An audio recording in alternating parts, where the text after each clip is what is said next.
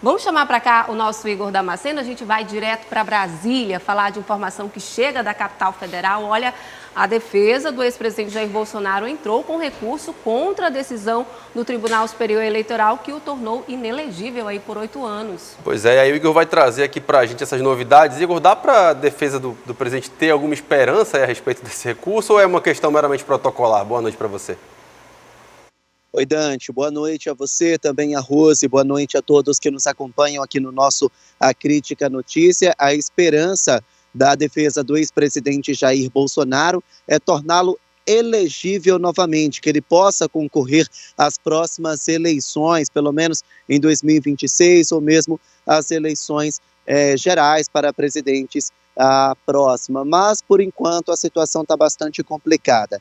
A defesa do ex-presidente apresentou um documento chamado embargos de declaração. E o que é isso? São aqueles pontos que são considerados soltos, ainda não foram totalmente explicados, mas que mesmo assim levaram a essa condenação do ex-presidente, contribuíram para que ele se tornasse inelegível pelo Tribunal Superior Eleitoral. Entre esses pontos considerados pela defesa de Bolsonaro como soltos, ainda não tão bem explicados, está, por exemplo, a minuta do golpe. A gente sabe que o rascunho de um documento com teor golpista, que decretava estado de defesa lá no TSE, foi encontrado pela Polícia Federal na casa do ex-ministro da Justiça de Bolsonaro, o Anderson Torres.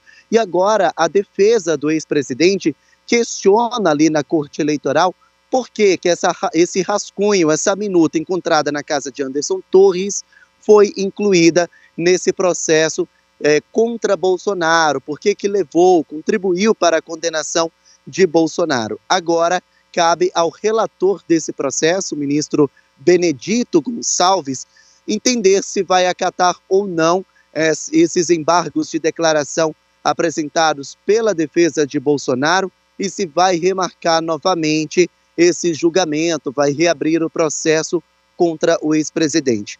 Por enquanto, a expectativa é que Bolsonaro continue inelegível e até o momento o Tribunal Superior Eleitoral não respondeu aos embargos, a esse recurso apresentado pela defesa do ex-presidente, viu, Dante?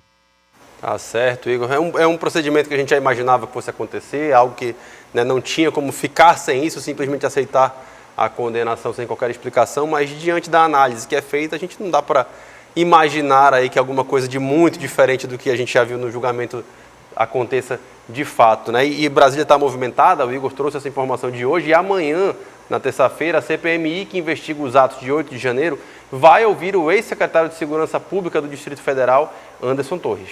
Pois é, há uma grande expectativa porque ele tem se mantido em silêncio. A avaliação é de que é o depoimento mais importante até agora da CPMI.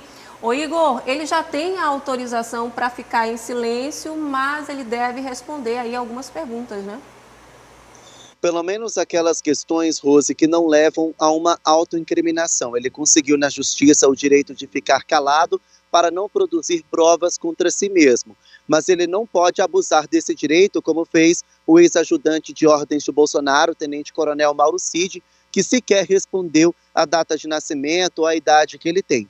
A expectativa é que Anderson Torres não responda às perguntas que possam atrapalhar a ele no processo de investigação, mas não que ele fique totalmente calado. Ele está, sim, disposto a contribuir ali na CPI mista do 8 de janeiro, até mesmo para ele não se complicar ainda mais com a justiça. O depoimento está marcado para as 9 horas da manhã, no horário daqui de Brasília, 8 horas da manhã aí em Manaus. A informação que nós temos é que esse depoimento vai ser dividido em duas partes. A primeira, enquanto ele era ministro da Justiça. A gente sabe, como a gente bem falou agora há pouco, a respeito da minuta golpista que foi encontrada na casa dele, os parlamentares vão desenvolver questionamentos justamente sobre esse rascunho. O que estava fazendo lá?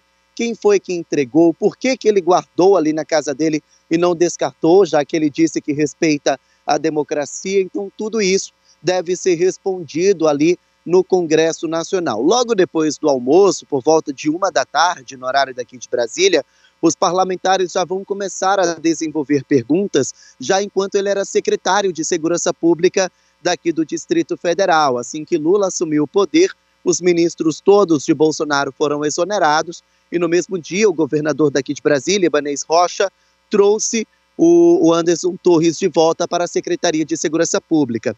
E aí os questionamentos, eles girarão em torno sobre o porquê dele ter tirado férias, já que a Agência Brasileira de Inteligência, a ABIN, teria alertado Anderson Torres 2 dias antes dos ataques do risco que a manifestação que estava marcada traria. A defesa de Anderson Torres também veio até aqui na Polícia Federal para falar sobre um outro assunto. Amanhã o dia vai ser bem cheio de Anderson Torres. Além de responder a esses questionamentos lá na CPI mista, a defesa de Anderson Torres quer evitar que ele perca cerca de R$90 mil. Isso porque a Polícia Federal pediu de volta o salário que ele recebeu enquanto esteve preso. Anderson Torres foi preso no dia 14 de janeiro, por suposta omissão em conivência com os atos antidemocráticos de 8 de janeiro, permaneceu preso até mais ou menos o início de junho, finalzinho de maio, e durante todo esse tempo ele recebeu o salário como delegado da Polícia Federal. Ele foi exonerado do cargo de ministro, exonerado do cargo de secretário, mas Anderson Torres é delegado da PF desde 2003 e sempre recebeu esse salário, inclusive enquanto esteve preso. Agora, uma nota técnica do Ministério do Planejamento determina que, se o servidor público está preso, então ele não pode receber. E se receber o salário, precisa devolver. É com essa alegação que a Polícia Federal pede R$87 mil de volta. A defesa de Anderson Torres alega o contrário.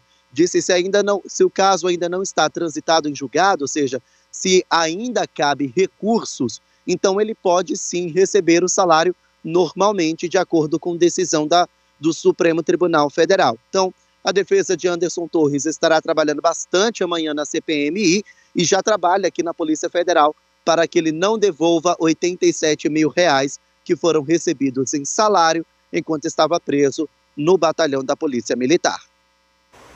É isso, muito trabalho para a defesa de Anderson Torres. Essa questão aí do salário ele ainda vai batalhar, né? Porque a gente tem essa questão de não estar transitado em julgado. Mais um assunto para a gente acompanhar de perto, Igor. Mas antes de você se despedir da gente, ainda tem um outro assunto, porque continuamos a falar ainda do 8 de janeiro. O ministro do STF, Alexandre de Moraes, autorizou o ministro da Justiça e Segurança Pública, o Flávio Dino, a compartilhar aquelas imagens lá do Ministério da Justiça, né, para que a comissão investigue aqueles atos extremistas. Pois aí, antes dessa decisão, o Flávio havia negado o acesso, né, a essas imagens por 2 vezes.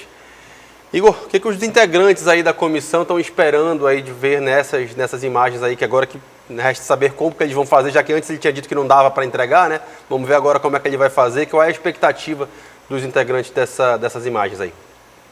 Bom, a expectativa dos integrantes da Comissão Parlamentar Mista do 8 de janeiro, Dante, é que eles consigam novas imagens e consigam esclarecer um pouco mais a atuação da Polícia Militar, a atuação, inclusive, ali dos seguranças do Ministério da Justiça, dos seguranças do Palácio do Planalto, Gabinete de Segurança Institucional, enfim, que elucide um pouquinho mais esses ataques golpistas de 8 de janeiro e vejam um pouquinho mais da selvageria que foi causada aqui em Brasília no início deste ano. A justificativa de Flávio Dino para não ter entregue de livre e espontânea vontade essas imagens à CPI mista, que, segundo ele, era necessário autorização do STF, já que as imagens estão com a Polícia Federal em um outro inquérito. Pois bem, Alexandre de Moraes, que é o relator dos atos antidemocráticos lá no Suprema Corte, concedeu agora à tarde essa autorização para que o Palácio da Justiça entregue